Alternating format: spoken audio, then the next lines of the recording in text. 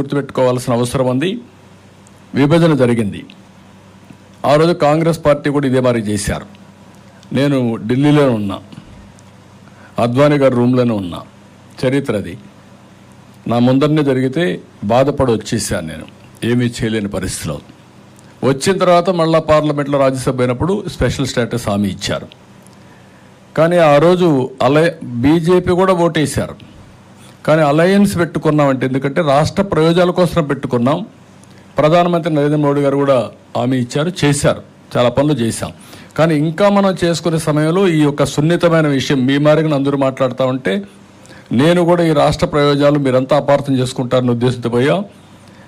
నేను ఆ రోజు పోకుంటే రాష్ట్రం ఎంతో ముందుకు పోయేది. ఈరోజు జరిగింది ఏంటంటే రాష్ట్రం నష్టపోయింది. దుర్మార్గులు ఇష్టప్రకారం చేశారు. రాష్ట్ర విభజన కంటే రాష్ట్రం ఎక్కువ నష్టపోయిందంటే ఇలాంటి ముఖ్యమంత్రి వచ్చి, ఆ విషయం మీరు గుర్తుపెట్టుకోవాలి.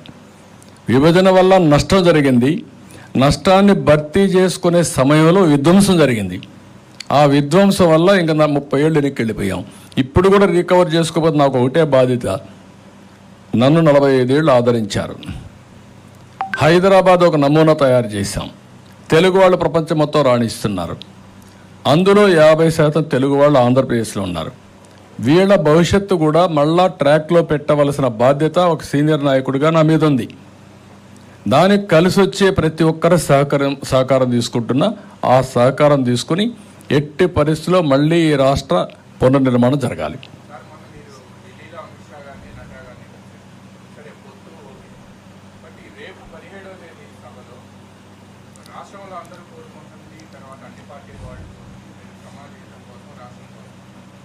అమరావతి, పోలవరం అండ్ వైజాగ్కి డిజిన్వెస్ట్మెంట్ ప్రాజెక్ట్ని లేదా వాళ్ళు ప్రైమ్ మినిస్టర్ కానీ ఎవరైనా మీకు ఒకటే గుర్తుపెట్టుకోవాలి, ఇవన్నీ కూడా చాలా వరకు వాళ్ళు చేసిన సమస్యలు కాదు ఇవి.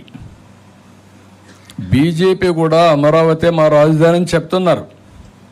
మేము కూడా డబ్బులు ఇచ్చామని చెప్తున్నారు. అమరావతిలో ఉండే రైతుల కోసం ఆ రోజు అరుణ్ జైట్లీ ఏదైతే మన క్యాపిటల్ గెయిన్స్ ఎగ్జిబిషన్ ఇచ్చాడు 10 ఏళ్ళు. కాబట్టి వాళ్ళు కూడా రికగ్నైజ్ చేశారు. కానీ ఇక్కడ వచ్చినటువంటి ఒక దుర్మార్గమైన ముఖ్యమంత్రి ఒక సైకో ప్రవర్తనతో నేను 3 రాజధానులు పెడతానంటే ఇంకా కోర్టులో కూడా ఉంది. కాబట్టి కేంద్రం కూడా వాళ్ళకు ఉండే పరిధిలో వాళ్ళు ఏం చేయలేకపోయి ఉండొచ్చు. కానీ దానికి పరిష్కార మార్గం ఈ ప్రభుత్వం పోవడమే. పోలవరాన్ని వాళ్ళు వద్దన్నారా, కట్టొద్దన్నారా, లేకుంటే మొత్తం డయాఫామ్ వాళ్ళ దగ్గర నుంచి కూల్చేయమన్నారా? ఎవరు చెప్పారు? వాళ్ళు అడుగుతున్నారు, సమాధానం చెప్పడం లేదు. ఇలాంటివన్నీ కూడా మనం గుర్తుపెట్టుకోవాల్సింది ఏంటంటే, ఇలాంటి పరిస్థితులు వచ్చాయంటే is the main responsible person. ఇన్నిసార్లు పోయాడు, కన్విన్స్ చేయొచ్చు కదా. విశాఖపట్నం స్టీల్ కూడా నేను ముఖ్యమంత్రిగా ఉన్నాను, వాజ్పేయి గారు ముఖ్యమంత్రిగా ఉన్నారు, సిక్ అయిపోయింది, డబ్బులు లేవు. నేను ఒకటే రిక్వెస్ట్ చేశాను, మీరు చేయాలని గట్టిగా పట్టుకుతే అప్పట్లో 2000 కోట్ల ఎంత ఇచ్చి ఈక్విటీ కింద ఇచ్చి రివైవ్ చేశారు. ఇప్పుడు లాభాల బాట వచ్చింది, ఇప్పుడు మళ్ళీ నష్టాలు వచ్చాయి. సెయిల్ ఉంది, ప్రత్యామ్నాయాలు చాలా ఉన్నాయి. గవర్నమెంట్లోనే ఉంటుంది, సెయిల్లో పెట్టచ్చు, ఇక్కడ ఒక యూనిట్ ఉంటుంది. అలాంటి ప్రత్యామ్నాయ మార్గాలు ఉన్నాయని కన్విన్స్ చేయాల్సిన బాధ్యత రాష్ట్ర ప్రభుత్వం పైన ఉంది. అవి చేయడంలో టోటల్గా ఫెయిల్ అయ్యారు. విశాఖపట్నం రైల్వే జోన్కు కూడా ప్రయత్నం చేయలేదంటే ప్రయత్నమే కాదు, ల్యాండ్ ఇవ్వకుండా ఆగిపోయింది. ఇంకెప్పుడు చేస్తారంటే రేపు ఎల్లుండి ఇంటికి పోతారు.